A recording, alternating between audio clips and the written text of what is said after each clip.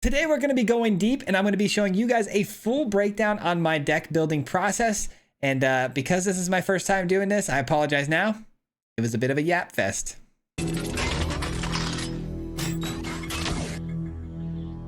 Welcome back to another episode of Swayze Talks Magic. I am super excited about today's video because today we're just going to be chatting. We're just going to kind of be winging this one and explaining to you guys how I build my deck list, because if there's one question I get the most on like live streams or in my DMs or whatever, it's, always asking me to make a video on how I build my deck list and where my ideas come from and things like that when I do try to go with more of an original style build.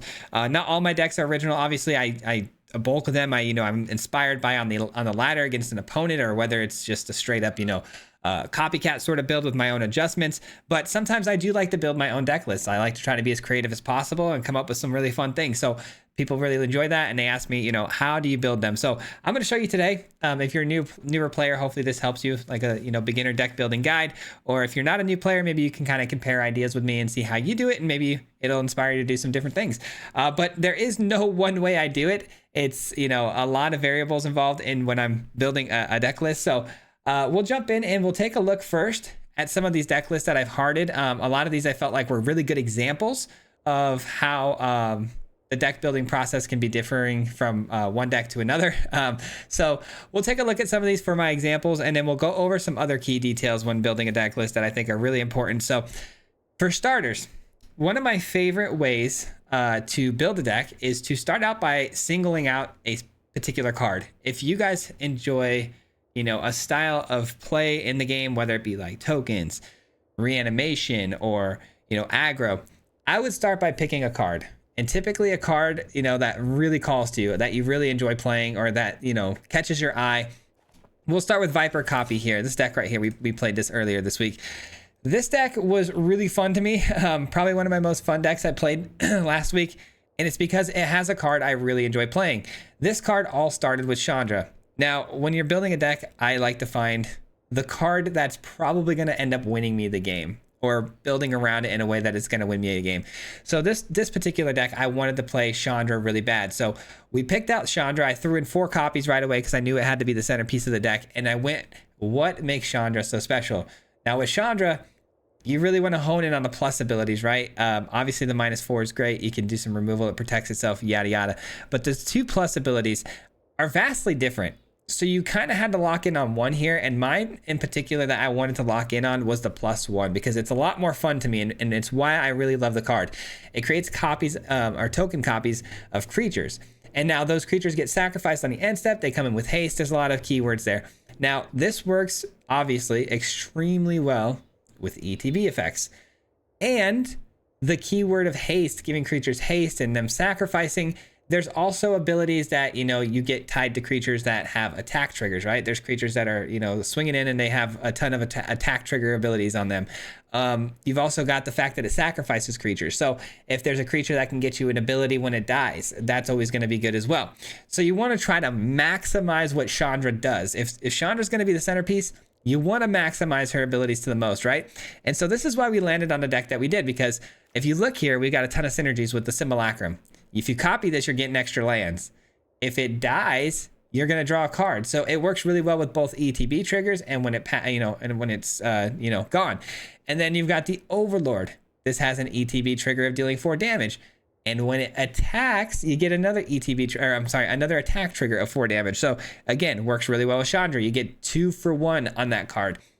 Same goes with Rottenmouth Viper. The moment it ETBs on the battlefield, it gets a counter on it. It also gets another counter whenever it attacks, triggering its ability another time. So as you can tell, that's kind of how this deck list came about. So I chose Chandra to start things off.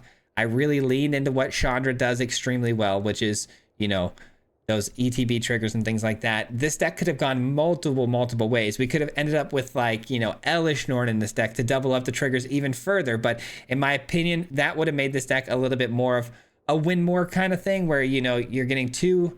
Like you don't need to add a win con on top of a win con. Chandra's already good enough to get those extra triggers and go crazy.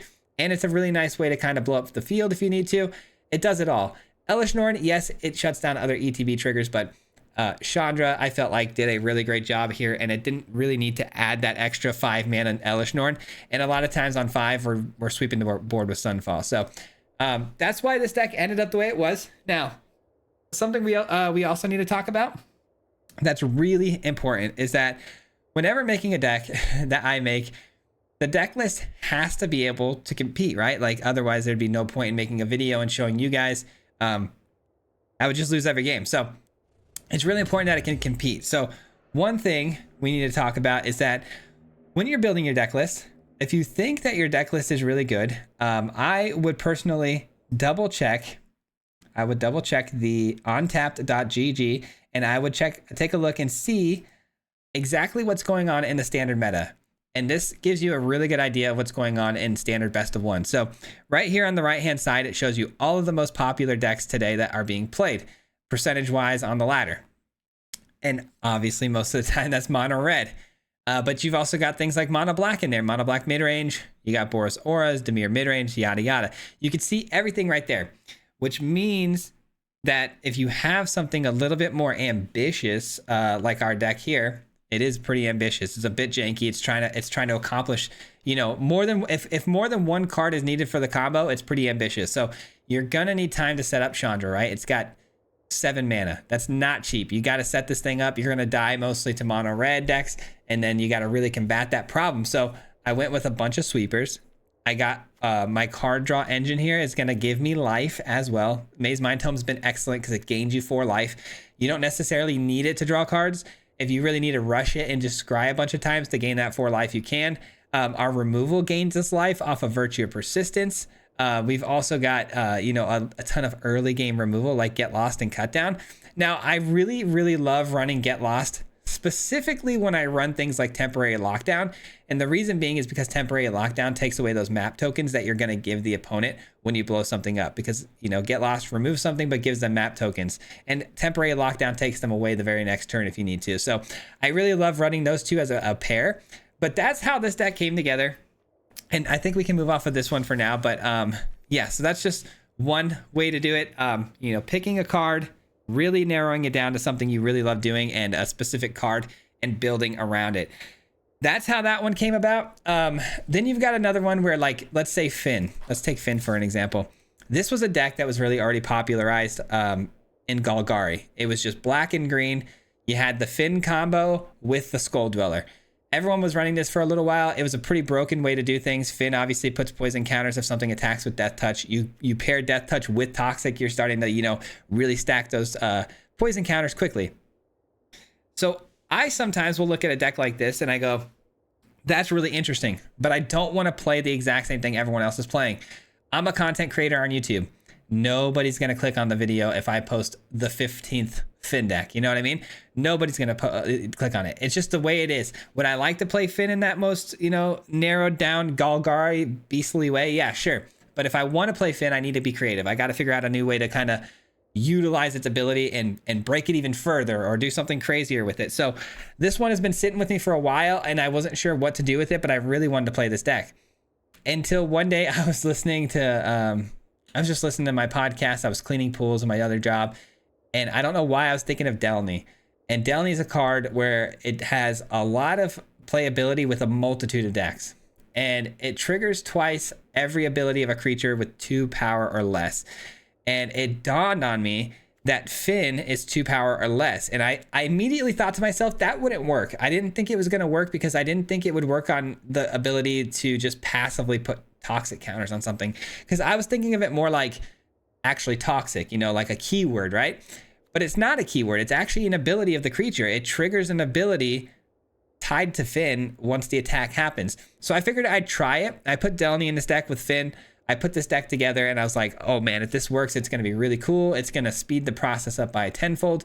So yeah, that's what we did. We put it together. I played in the, I played against the bot match a couple of times just to make sure the combo actually worked before I started playing and felt like a complete idiot if it didn't work. And it did, it worked. And I was like, oh wow, I cannot believe that actually worked. And I ran with it. Now, when you do that, you have to admit that you just made your life a little bit more difficult though, because you've added another color, which can make things a little bit more difficult. And such a deck list like this, that's such a low curve. the mana is more important than ever. So we had to make sure that we went with every single fast land that you could think of. And that's another thing. When building your mana base, that's probably the hardest thing for me to do, is building the most efficient, effective mana base. But I went with all fast lands that come in untapped early on, and then anything else is going to be pain lands, because we're trying to, end the opponent's turn by turn 3, turn 4. We're not looking to stick around till turn 5, 6, and 7. If we are, we're probably going to lose the game. This is the deck's objective. So I'm okay with pain lands. Most of the time I'm not. I'm not willing to take a lot of damage throughout long drawn out battles. But in this particular case, we're trying to end the game so fast that pain lands are okay. So you just got to think about those types of things when building your deck. Our curve is low enough. We're trying to get everything done by turn 3, and we're trying to get in and get out of the game. So that's why we went with the mana base that we did, and I think it worked out pretty nicely.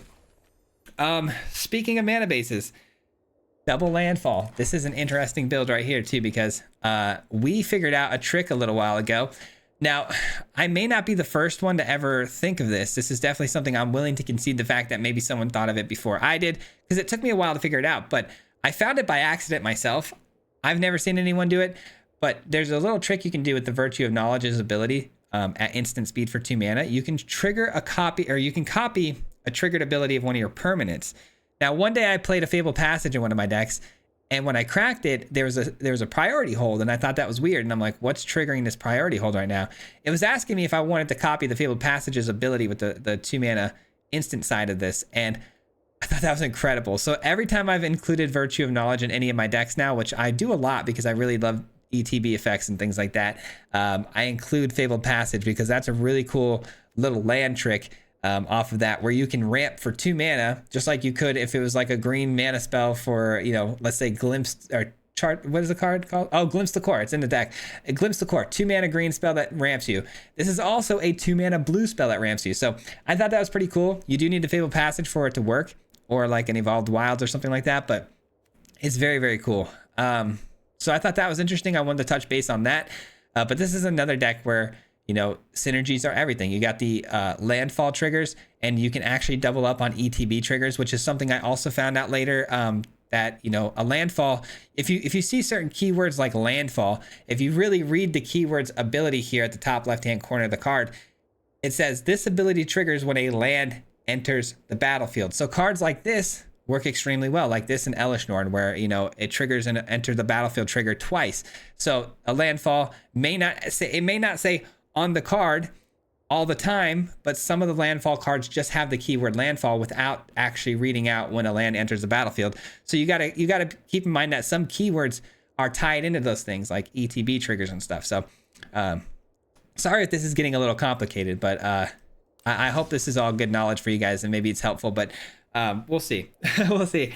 Another deck I wanted to talk about today mostly was when we do go with a little bit more of like a, more of a meta sort of build. Mono white, for instance, this deck right here. This is easily, hands down, my best, most competitive deck list. We actually just got into Mythic with this this Wednesday on the live stream. So if you want to go back and watch that live stream, it was epic. We got into Mythic very last second of the stream. It was awesome. But this is a little bit more meta. This is not by any means some sort of wild, crazy combination we thought of, or cards we had to put together that no one's ever seen before. It's just a really good mono white control deck, because control mono white right now is really good. And so if you're gonna run a control deck, the whole point of a control deck is answers, right? It's all about the answers that you can find. What I mean by that is, again, if you look at the meta, this is really important when making your control deck, that you need to make sure that you have answers for every single thing, meaning that if you have mono red matchups, you have enough life gain, you have enough removal early on, things like that. If you run across mono black mid range, that's gonna, it's gonna run a lot of discard, Liliana's, the deep cavern bats, things like that. So you're gonna want a lot of card draw. It's just things like that. Boros auras, if you can get around, for some reason, if you can get around all the ward costs of the Sheltered by Ghosts, you want to do that. There's a lot of things happening here that you want to make sure that your control deck can actually answer. So that's something to think about when building the deck. So if you look at this one here, the way I built it is I have obviously a lot of sweepers. Now, normally I would go Sunfall mixed with Temporary Lockdown. The reason I'm not going with a 3 mana temporary lockdown and instead going with the Day of Judgment is because we run a lot of tokens. This whole deck is generated off of tokens, and Maze Mind Tome is really important here, as well as Rest in Peace and the consoles. These 2 cards right here are important for another reason. I'll tell you why in a moment, but Maze Mind Tome draws us the extra cards, as well as Caretaker's Talent. So there's gonna be a lot of tokens. There's gonna be a lot of permanents that are cheap that I don't want the temporary lockdown to take. So we went with Day of Judgment. And because we are a token deck trying to win the game with Archangel Elspeth and all of our creature lands and things like that, it leaves us a little bit of room here for just a ton of removal and answers. What I mean by that is we've got Authority of Consuls. This is great against the aggro decks. It gains us life. It's a permanent fixture on the board that's hard to get rid of and can really slow the pace of the game. Rest in Peace has been very clutch. Now, there's a card, it's called Flanker here. Let me pull it up. I'm sure a lot of you know what this card is, but Flanker exiles graveyards at instant speed. This card is very good for those reanimation decks, omniscience decks, things like that. And I like this card a lot. But I thought for my own personal benefits here, I was going to run the Rest in Peace because it's a solid 2 mana spell instead of 3.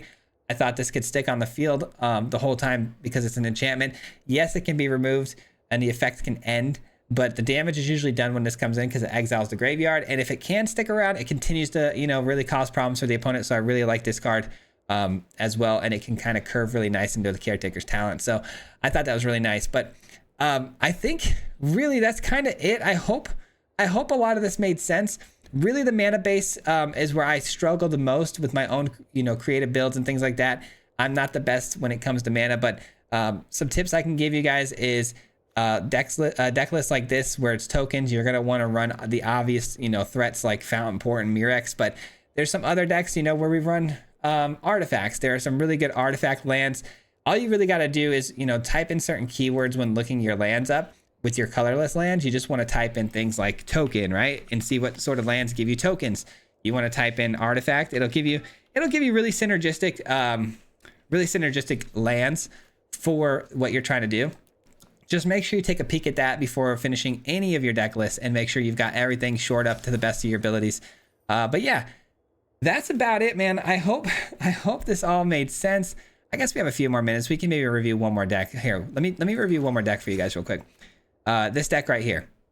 This is another deck where, if you were to try to find a particular card that you really enjoy, this one I think will expand a little bit. This is a deck list where I wanted 2 particular cards to work extremely well together. I had 2 cards in mind when I put this one together, and it was the Squire and the Anim. These 2 cards I've been wanting to play together for a while. The Squire gets a 1/1 counter on it every single time a creature enters the battlefield. And then the Anim, when it attacks, gets counters and then creates a certain amount of gnomes on the battlefield attacking based on the number of counters it has. So these 2 cards can go crazy together, right? So this is what the deck list ended up as when that sort of concept came together. But it was a deck list, again, fully inspired. Sorry, I got the hiccups. Fully inspired by those 2 cards. And everything from there was built around it. So from there, I knew how can I really, utilize the Anim and maximize its potential. Well, Alana is going to put 1/1 counters on the Anim. It's going to make it bigger, faster. We've got things like Bristly Bill, again, adds counters on things, makes it bigger, faster. So we really leaned into that play where we're trying to focus on growing the Anim, which in turn is going to grow the Squire. The Squire doesn't need a lot more help than that. If I can get counters onto this by playing more creatures, the Squire is going to gain counters from the creatures entering the battlefield anyways. And then on top of that, the Anim's going to take care of the rest when it comes to the Squire by getting all those extra tokens on the battlefield. So that's how this deck list came about. It was pretty simple to put this one together. It's my first time playing Collector's Cage. This was kind of a call. I threw this in here because I actually saw 3 other people run this card recently. So I figured it was time for me to throw it into something. And I felt like this was the perfect deck list for it. And it works so great because it was able to find us the Halanas and the Virtue of Loyalties on time. So it was very, very cool. So I enjoyed that deck list a lot. I thought it was really good. I still kind of want to play it more, to be honest. But yeah, that's about it, guys. I don't have much more to say about the deck building process. It's really about finding what you like to do, find the card that you really are attached to, really come up with the concept around that card, and build outwards from there. Like really hone in on that one card's ability. That can cause a lot of, traps and get you stuck on a one-way path to certain things, and you can get in trouble and really locked into one thing when really there's a lot more going on. Like again, when we talk about Chandra is a card that like you read it and then you go, okay, ETB triggers, cool, I'm gonna get a lot of good ETB triggers, but you gotta really dig deep into that card and say, hey, that can be exploited and not just ETB triggers. It can be exploited with attack triggers. It can be exploited by sacrifice. This card right here can be put into a multitude of decks because if you're running a deck list that wants to run sacrifice, for instance, it's a perfect candidate because you can just create copies of a creature and then utilize that creature as sacrificial fodder for certain card draw spells, removal spells, any sorts of things. So it don't get super narrowed in on one sort of idea around the card you love. There's usually a multitude of ways you can use it and break it and do things like that. So just keep an eye on that. Like Finn, for example. Finn, you know, we talked about that, you know, putting poison counters on people. It's that one I was really excited about because, you know, Delny was not something I think a lot of people thought about, but Finn being lower than 2 power, that might not be something anyone thinks about. Okay, cool, Finn's power is 1. Like, no one thinks about that kind of thing, but that played into a factor as to why Delny broke that card. Like, you just got to really dig deep into these cards and really look at them from every angle, and it'll help you expand on your building process. So that's just all I've got to say about that. I don't know if you should be listening to me fully because, I mean, if you look here, guys, every deck list you see here that doesn't have a heart on it is either not working or it's just one of them. There's only like 3 or 4 of these that are, you know, older decks, but the rest of them are just failed experiments. And that's the best advice I can give you guys. Experiment, man, experiment. I've experimented with this. This is Wample's deck that I tried out that I'm trying to work on. This actually was pretty good, but this deck, they're all failed experiments. They're going to be failed experiments probably for a long time, but I don't ever delete them because one day I'm going to wake up, just like with the Finn deck, I'm going to wake up and I'm going to realize, oh, this one card fixes my whole problem. And maybe we get a new card from Aether Drift where it's going to fix something that I didn't know needed fixing, you know? It's just something to consider, something to think about. And I hope you guys got some sort of value out of this one today. I really enjoy these kind of videos where I could just sit here and talk to you guys, share some experience and, you know, my mindset on things. So thank you for the suggestion to those who have been asking me to show you guys my deck building process. I hope this was helpful. I hope it was more entertaining than what it felt like for me. I apologize. I felt like this could have been more entertaining. I'm not sure how, but I hope it was enlightening. So thank you for watching all the way to the very end. And thank you if you guys are part of the Marty Mob. If you guys didn't know, this video comes out early for the Marty Mob members. So shout out to you guys. I appreciate you for everything you do for me and supporting me and my channel. So thank you for that. And yeah, we'll catch you guys on the next video tomorrow, which will be a Brawl deck. Sunday is going to be some Brawl stuff going on now. So I hope you guys are enjoying that kind of content as well. But thanks for everything, guys. And I hope, again, that this was helpful. And we'll hope to see you tomorrow on the next video, as well as back again on Monday with all the standard videos. Aether Drift is coming soon. Next week will probably be an Aether Drift early look. So be on the lookout for that. And if you guys don't want to miss out on that and, you know, be late to the party on the Aether Drift cards, you know, you consider becoming a member and you guys can get these videos a little bit earlier. So until next time, guys, peace out. Hit him 3 times like a hat trick. The name is Swayze, no Patrick. If you play him, then it's tragic. Hit him with the mythic, yeah, that's magic. MTG, that's what you'll see if you like and subscribe. Where's the upload, man? Man, all of the time. Coming with the best decks, this is the meta. This ain't cheap, yeah.